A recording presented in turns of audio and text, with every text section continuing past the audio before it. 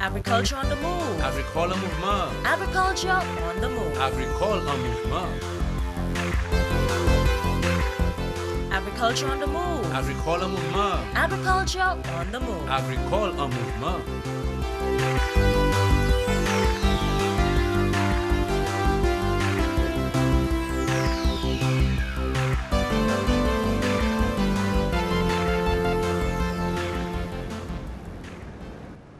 Hello viewers, and welcome again to another program, Agriculture on the Move. I am Phillip Sydney. Farmers in Saint Lucia are faced with scarce resources. The factors of production: land, labor, capital, management. Land is a scarce resource for some persons who need land to go into agriculture. Some of those farmers need land to expand on their production also. Labor is another critical area. That is why there is what you call the Farm Labor Support Program that have been introduced by the government, and it is very successful in the various agricultural areas, namely Roseau Valley, the Mabia Valley, and also in VA4. Finance is another critical area. The lending institutions do not really want to lend money to farmers because it's risk business, and farmers are really suffering from this. Of course, they also have their own management skills that they have to take care of. On top of that, they are faced with weather factors.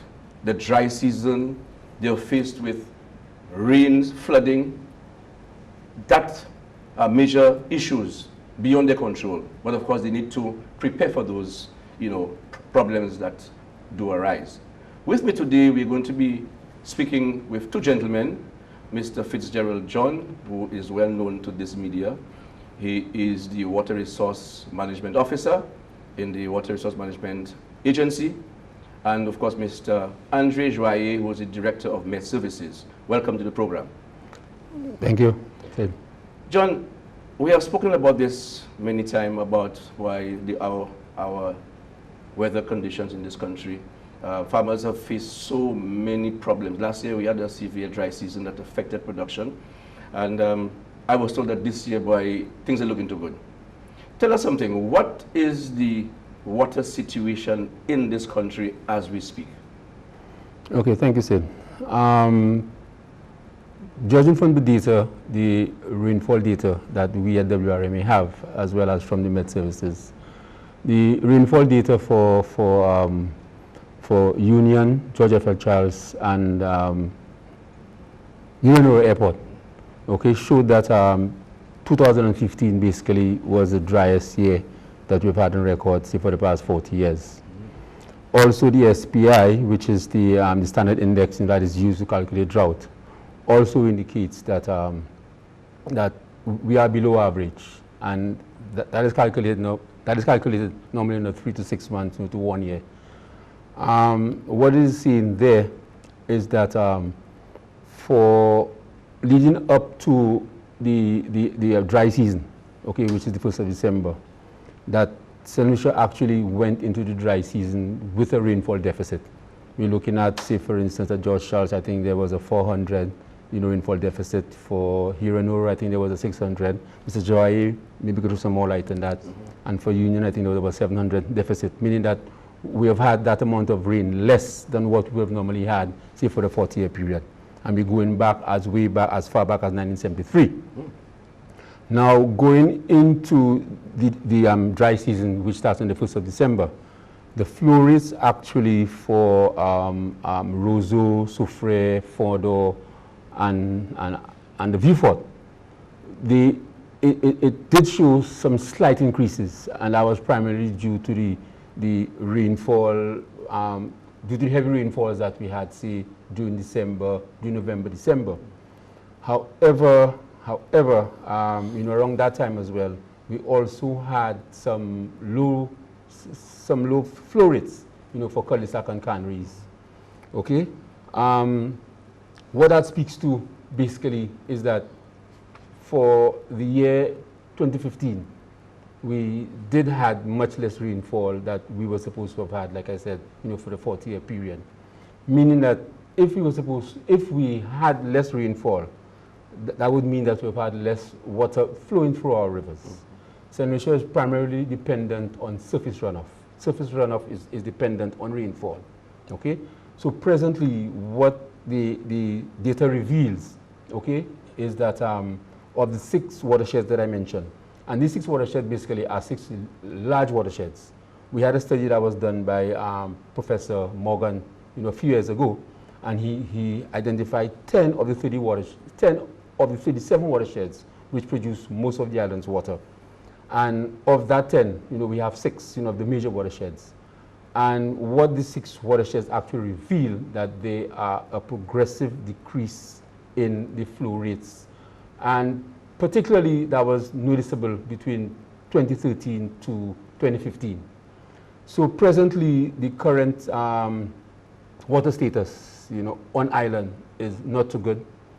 And we are hoping that we do get some rains, in order to better that situation. Okay. But for now, we are at low flows. Definitely, okay. Not a good look, eh? Not a good look at all. Andre, tell us, before we get into your main thing, the role of the Met Services. People out there have been asking, they hear you'll come at when disaster time. And I know you'll get blamed for not giving early warnings and stuff like that. So what's the role of the Met Service? Well, I must say that, thanks for being on. The role of the Met Office is to monitor and forecast weather phenomena. The information is there because we collect a lot of data, but persons don't make use of it. So when something happens and then they say they don't know, it's most likely because they have not explored the option of getting that data from us. And it's free, but persons don't go that extra mile. So how do you all get that data out to the public? How frequently and what method? Well, there is no accepted method, really. It's what you want. If you request 30-year data, we can, it's simply a matter of asking, for the data and making use of it for your department. Okay. We're going into, well, it's estimated that this year is going to be pretty bad. Yes. Have you all done some estimation on that? Can you tell the public exactly what to expect, the period that probably would impact, especially the agricultural sector? Presently, we are in what is called an El Nino year. It has peaked. It is one of the worst El Ninos or strongest El Ninos that we're having. And this has caused dry conditions over the Caribbean. For 2015, WMO has put out a bulletin stating that 2015 was the hottest year on record. It has gone 1 degree above the normal. Sorry. Also, from our data, we're noticing that we've had very dry conditions for 2015. When we examine the information, we notice also that from 2014, we've been having deficits. So really and truly, we've been in drought conditions from 2014. So right through the years, we've been having less rainfall than the normal. Okay. Explain that phenomena, the El Nino phenomena. People have been hearing, I'm sure people out there, they hear that terminology, they don't understand what it is. Explain. El Nino is a warming of the Pacific Ocean. When that happens, it affects weather conditions across the globe. So in some areas you'll get flooding, other areas you'll get warming conditions. As compared to the La Nina, where the reverse would happen. The Pacific Ocean would get cool, and then that would transmit to wetter conditions in the Caribbean. Okay. So what is expected is for 2016, the El Nino will continue up to June. Then you'd have a short transition period because every El Nino event is different. Okay, well, hold that point. Yep. We are due for our first break. You're watching Agriculture on the Move. We are due for our first break. Stay tuned. For effective chemical treatment of black sigatoka, practice routine preventative maintenance of all tools and equipment, especially the mist blower, to ensure proper functioning. Clean sprayer after use and service the machine regularly as recommended by the manufacturer. Whenever you are using pesticides to control black sigatoka disease, personal protection and safety measures must be followed. Spray operators must always wear proper protective gear.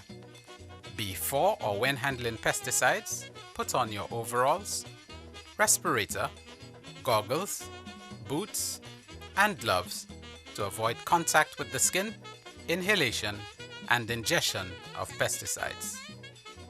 For more information on how to treat and control black sigatoka on your farm or in your backyard garden, contact the Black Sigatoka Management Unit at 451-5491, 451-5894, or email bpmu@candw.lc. This message is brought to you by the Ministry of Agriculture in collaboration with the International Cooperation and Development Fund of the Republic of China and Taiwan. Welcome back to the program, Agriculture on the Move. Fitz, I'm sure there is a committee that is formed between WRM, of course, Met Services, NEMO, and is there such a committee that you all meet, you all discuss plans and the way forward to mitigate against those weather conditions? Yes, there is, and I'm proud to say that we are the only, I think, we're the only country, Yes, the only country throughout the Caribbean who can boast that we have a flood and drought mitigation committee. It started with a flood, and then after a meeting, I think I was held in Jamaica 1-2 years ago, we decided to combine the two. The whole aim of that committee is to inform persons, is to put mitigative measures in place, all right, to forewarn persons as to the effects of a natural disaster, be it flood or drought. What we do is that we meet regularly, Med Services, Water Resource, Agriculture, and a few other key agencies, meet regularly to discuss the water situation and how it is affecting their entity. And based on the discussions, that we have, we then forward that information to the minister. And say, for instance, if there's an impending disaster, an impending hazard, that message is sent to the CAPSEC, who liaises with the minister, who liaises with the prime minister. But before that happens, what happens is that you have what you call NEMAC, which is a combination of the PSs, okay, and that is the decision-making body. All right, but presently we do have what you call a flood and drought mitigation committee to look after the affairs of flood and drought in Saint Lucia and to put mitigative measures in place so as to reduce the risk of these disasters. So all the entities that comprises that committee are well aware of whatever is to happen, whatever is to be expected. Yes, they are all aware because they attend meetings regularly, and like I said, well, not all the committees, not all the ministries, but the important ones, not the important ones, but the key stakeholders. Yes. Like Med Services, we have WASCO, we have Agriculture, we have Ministry of Health, we have Red Cross. These are the key stakeholders. We meet regularly to go over the data, go over the information, and if needs be, we realize that there's an impending hazard. Then we inform the wider committee, which comprises of the PSs of the various ministries, and I think headed by the PM, Yes. right? Okay. That's when you're in disaster mode. Right, when we're in disaster mode, and from there they make the decision to take whatever preemptive action that needs to be taken, and thereby, and in so doing, informing the nation that there's an impending hazard, an impending disaster, so be prepared and take whatever mitigative actions or costs that needs to be taken to prevent the loss of lives and livelihood. Okay. If I can add. Yeah, go ahead. Yes. The Flood and Drought Committee is a subcommittee of NEMO. So the Met, Water Resource, and WASCO, since we are the experts in the water field, we're the ones who would do presentations for the committee, and then based on our recommendation, then it would go to the wider body, right? And then CAPSEC. Okay. Okay, now going forward, like we said, this year we need to, apprise the farmers, fishers, but more farmers because it's going to be dry. What is your role, Met Services, in terms of disseminating information to the farming community to prepare them for what's to come? Okay. As a Met office, we don't do it directly, but we use the Flood and Drought Committee to pass on the information. Okay. Okay. I must say that one of the problems we have is having an interactive social media, yeah, an effective system where we could, persons could just get our email and find out the information. So we're lacking in that area. Okay. Yeah. Apart from that, and yes, No, go ahead. but I'm saying apart from that, what other challenges do you face in order to get that information out there? Because I must say, going back a bit, not the drought, but for the other weather systems like rain, you find things happen and people are saying, look, they were unaware of such systems. What is there in place, to forewarn people of what to expect? The warning system. Well, based on the data again, we have long-term forecasts. So, plus, persons should know, based on experience, that we have two seasons, a wet season and a dry season. We're supposed to. Yes. So, in effect... That don't exist anywhere, In effect, for the dry season, you have your Piti Kawem, so water will be scarce. This is the time of the year that resources are low, water resources.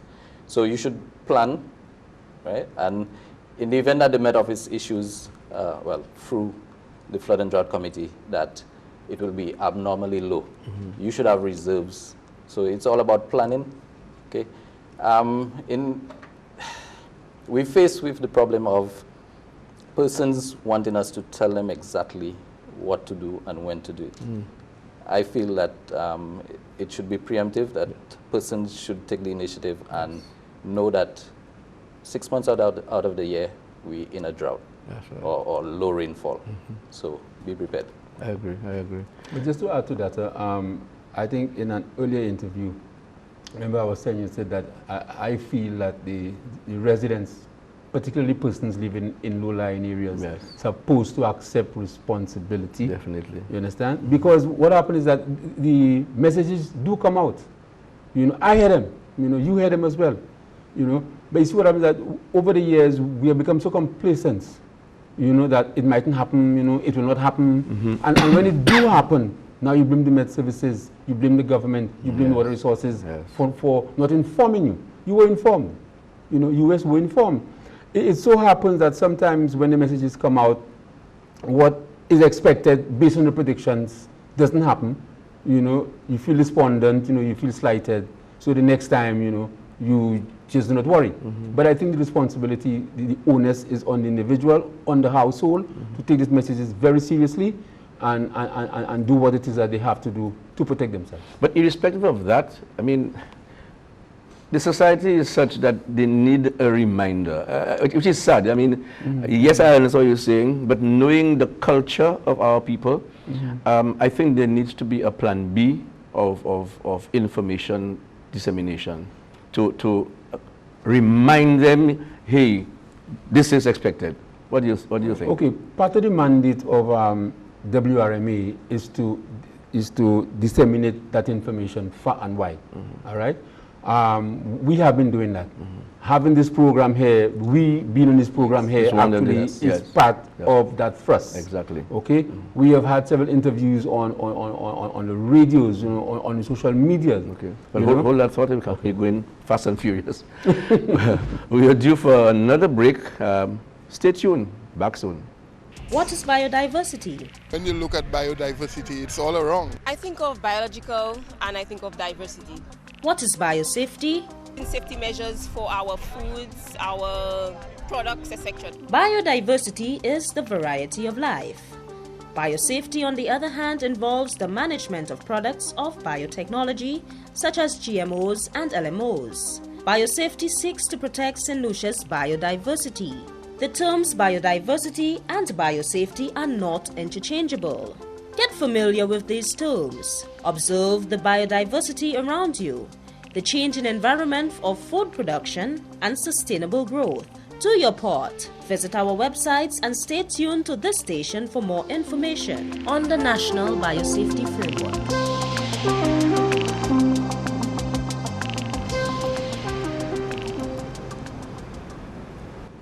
Welcome back to the program.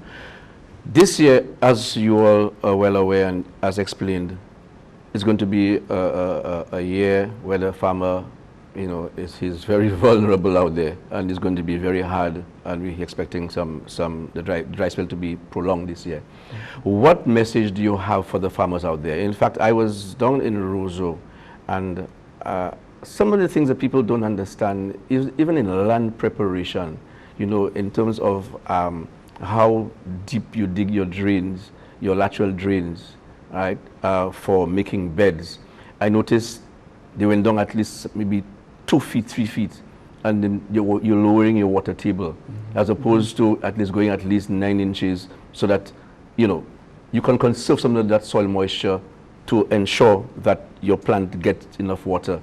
Some of these things, tell us what the farmer need to do in preparation for this dry season that is coming up.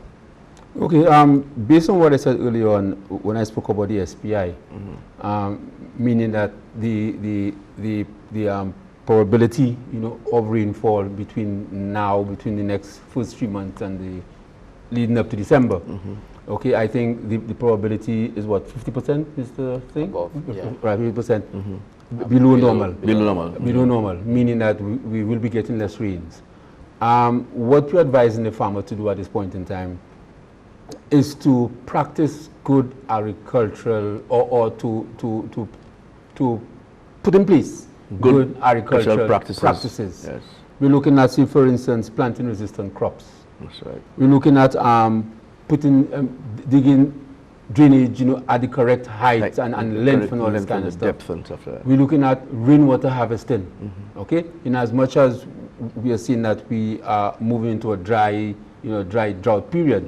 Whenever the rains come, we are asking persons to try to harvest as much rain as possible. We are asking persons to use that water, very conservatively. Sparingly. For farmers, who have good soils, maybe you could, build some retention ponds. That's right. We'll be looking at also, recycling and, reusing that same household water, maybe for your agricultural, purposes. Especially backyard. We are seeing that we know farmers have the crops and this kind of stuff, but there's a science in watering as well. It's better to water in the evening as opposed to water during the morning. Because tell them why. Okay. Because in the evening, when you water in the evening at 5, 6, you have the sun, coming out around 10:30. You're looking at what, 10, 15, 16 hours of a nice moist soil, which will facilitate growth, as opposed to watering in the morning at 6, 7, and you have 4 hours span. That's right. You understand? So these are some of the conservation measures that we are asking persons, not only the farmers, but also the households, to put in place, because this year is going to be a long, dry spell. There's another thing they can use too, they can mulch. Yes. Mulching as well. Yes. At least to conserve the soil, soil moisture. Yes. So farmers need to take, ownership of these these ownership, things. because it's not the first time that we're going through that. So if you haven't learned by now, there's something seriously wrong with the farmers. I'm hoping, and I know that the extension officers, are doing their utmost, in informing farmers of putting in place these conservation measures. Together, how often do you all see meet together with, say, the extension officers, farmer groups, to again strengthen that information dissemination aspect, so they understand what, because I still believe the culture we're living in, yes, they have to take ownership, but I still believe we need to have a plan B, because some of them are still, hoping to get that kind of information. So I don't know if for the way forward, if that's a plan B needs to be put in place? That will be taken into consideration. But presently, the Ministry of Agriculture sits On the committee. on the committee. So the onus is on them to disseminate the information to the departments. Okay. So finally, what role, again, just to reiterate, the role of the Met services, especially as we're going into 2016, expecting that drought? Okay. We normally get information from the Caribbean Institute for Meteorology and Hydrology. There is what you call the CARICOF, Caribbean Climate Conference. Yeah. And they're predicting, and they're using our information also, but it's for the wider region. So the entire region is showing that we are in for a rough dry season. The rainfall will be less than normal up to June. From June, we're expecting, well, that's another forecast. That's for the rainy season, but we will concentrate on the dry season. Yes. So for February, March, April, May, we're expecting drier conditions than normal. So the definition of a drought is meteorological drought is lack of rainfall or a reduction in the amount. So right now we have a meteorological drought. The rainfall is less. For agricultural drought, it is access to water for plants and livestock. And for hydrological, as in his case, it's replenishing of the groundwater and the rivers, surface water. Okay. So one leads to the other. That's right. And just to add again is that I need to remind persons that we just came out of a wet season, and we actually went into the dry season 1st of December with a rainfall deficit. We actually went into the dry season with below normal flows, and as Mrs. Joyeux said, that this is expected to go on, let's say, for the first 3 to 6 months of the year. So we already have less water than we should have had. Okay. So we are asking persons to be very mindful of that and do not pollute the waters, because we have far less than what we really need. What happened is that the dry spell is not felt immediately in the city, towns, and villages. Okay, where this felt first and foremost is in the rivers. All right, you get your potable water at home because Wasco's doing a good job. All right, but the reality of the fact is that we have much less waters in our rivers because of the rainfall deficit. So, and as a result, we are asking persons to please conserve, because 2016 is expected to be a very dry year. Gentlemen, thank you for being here. I think it was a wonderful discussion. I think information sharing, and I'm hoping that the farmers take heed, because it is going to be a long drought, a long spell. We are hoping. Thanks again for being here. You've been watching Agriculture on the Move. I would like to thank you, the viewers, for viewing the program. My two farmers in Roseau, I want to remember you all, as was there yesterday, and I know you all are bawling a lot for water, and I'm hoping that connection will come soon.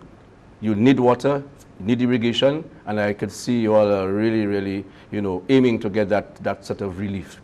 But conserve the water that you have. Thank you for viewing. I am Phillip Sydney saying goodbye, and see you again. Thank you, gentlemen. Agriculture on the Move. Agricole mouvement. Agriculture on the Move. Agricole en mouvement. Agriculture on the Move. Agricole mouvement. Agriculture on the Move. Agricole en mouvement.